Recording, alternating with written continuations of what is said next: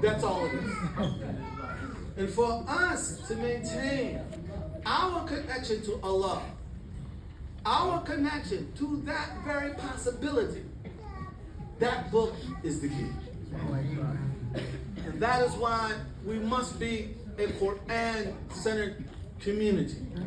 And so what we're celebrating here today, I just want us to have a sense of historical perspective. This is not just another day, all right? And this is not even just the achievement of these young men. This is the culmination of efforts and prayers and sacrifices, and prayers and efforts and sacrifices that have been going on for some time. And all of us have been a part of that. How many of us, almost on a daily basis, make prayer, make dua for the ummah of Muhammad? And some of us even say, وَخَاصَةً فِي أَمْرِكَ. We do this all the time. And now we're seeing some of this unfold before our eyes. Let us recognize that. Let us not be like those people, many of whom the Qur'an talks about, who are just ghafilin. So that's the first point that I wanted to make. The second point I want to make is that, you know, as we celebrate this occasion, I'm getting nervous, man, all this time stuff.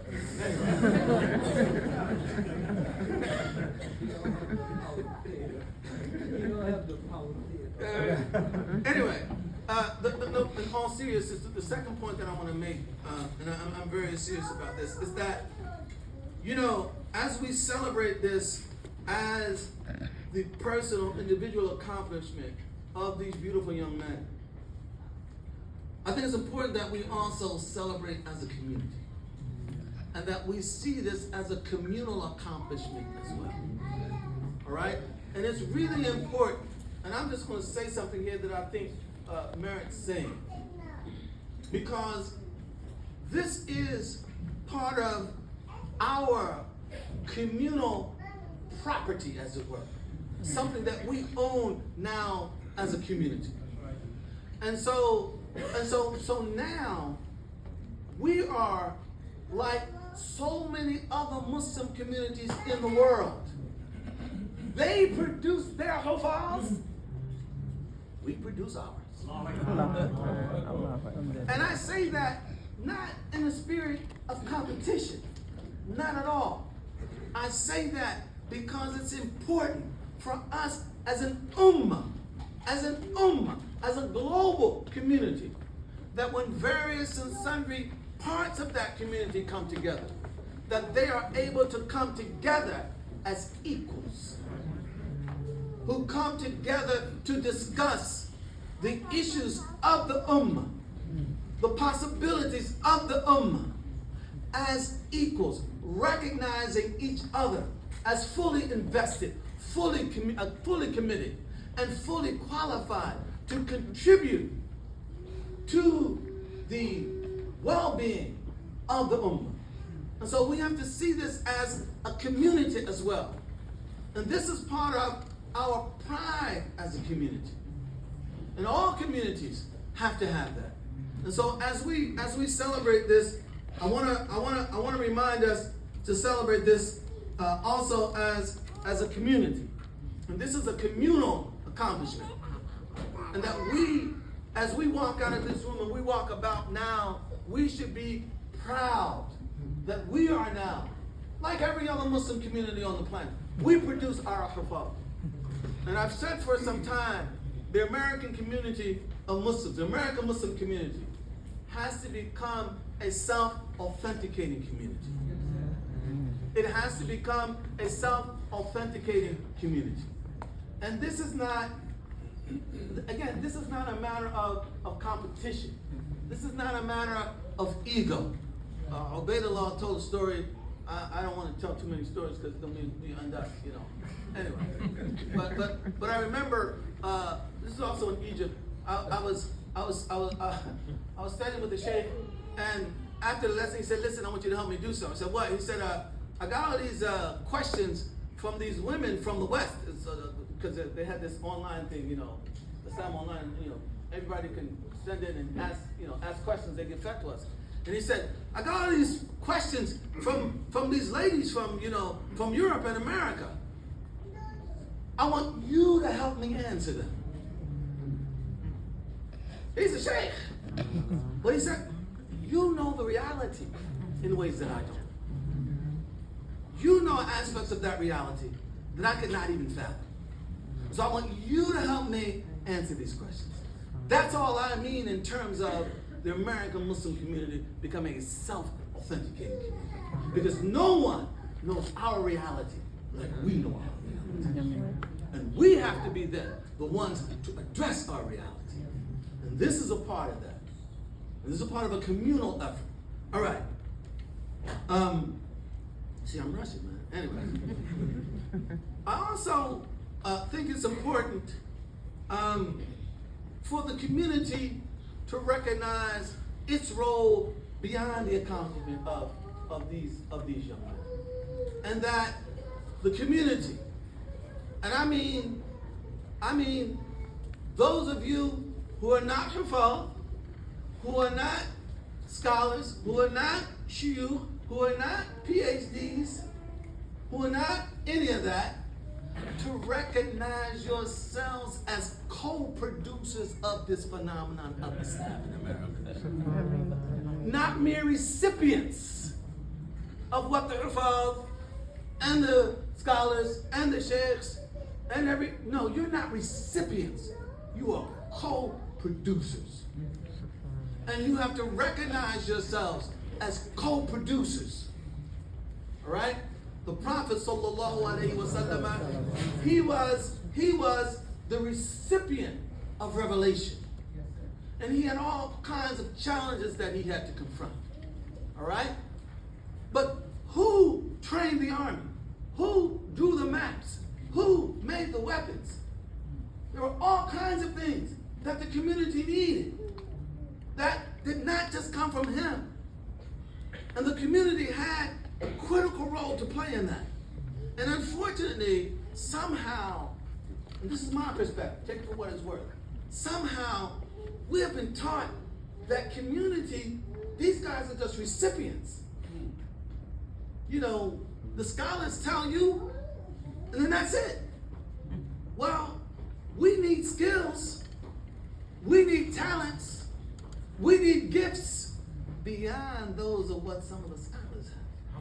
We need you. We need you.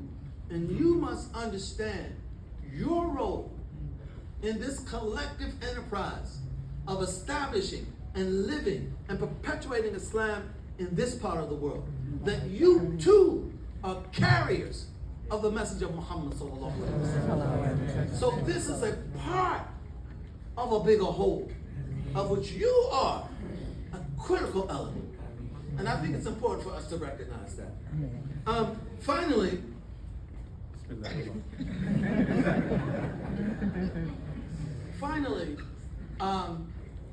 I'm not the fundraiser here, but it's really, really, really important. And this is a part of being a co-producer, right? We must recognize our collective responsibility for building and sustaining the institutions that we need to build and we need to sustain. And that is going to require money and time and efforts and ideas, not just buildings. And so what I want to encourage us, to do is to recognize our responsibility to support efforts like this. And that this is a communal responsibility. And I want to share just one little insight with you. When I was in graduate school, in the library, reading all kinds of things I had no business reading because they weren't assigned, but because I was interested as a Muslim in these other kinds of things. One of the things that sort of almost confused me. It became a question in my mind. It's like, wait a minute. we know there was no Department of Education in pre-modern Islam, right? There was no Ministry of Education and all that stuff. So it's like, well, wait a minute now. Well then, where did all these Ghazalis come from? Well, where did these Nawawis come from? Where did these Ibn Taymiyyahs come from? Where did these people come from? Right? How did the institutions that produced these people, how were they established? They were established by people, community members of means who wanted to use their means as a way of drawing near to Allah, qurbah, and who donated their means to establishing schools and institutions that would preserve this deen. The community did that. Voluntarily did that. They said, I want to draw near to Allah. And I then am going to donate this for the purpose of sustaining His deen. And hopefully He will look upon me with some mercy and a blessing. They believed that. This is part of the challenge we got to get back to. We have to believe these things. We have to believe these things. And that's why I said it's important for us to recognize the miracle that's unfolding before us right now. The last thing I'll say to the young brothers, because some people are something about this. I want to try and hit the middle route. I think it's important for you guys to carry yourselves with dignity. And I would say carry yourselves also with pride. Humility, yes, absolutely. But you have to try and hit that sweet spot. You know, it's like the Prophet Muhammad would say, "Ana sayyidu wildi Adama wala fakhr." I am the master of humanity, and no arrogance, no pride. You got what I'm saying? All right. So he has on the one hand, all right, he's saying, "I'm it." No, I'm it because Allah made me it. And I'm going to tell you that I'm it because I am it. Because Allah made me it. But I have no conceit. I have no pride. So I'm walking that middle ground. All right? And so you have to walk with pride and dignity. All right? Because you represent a community. And you represent that community not only to your community, but to the broader community. All right? And you then are part of what they see Islam as representing.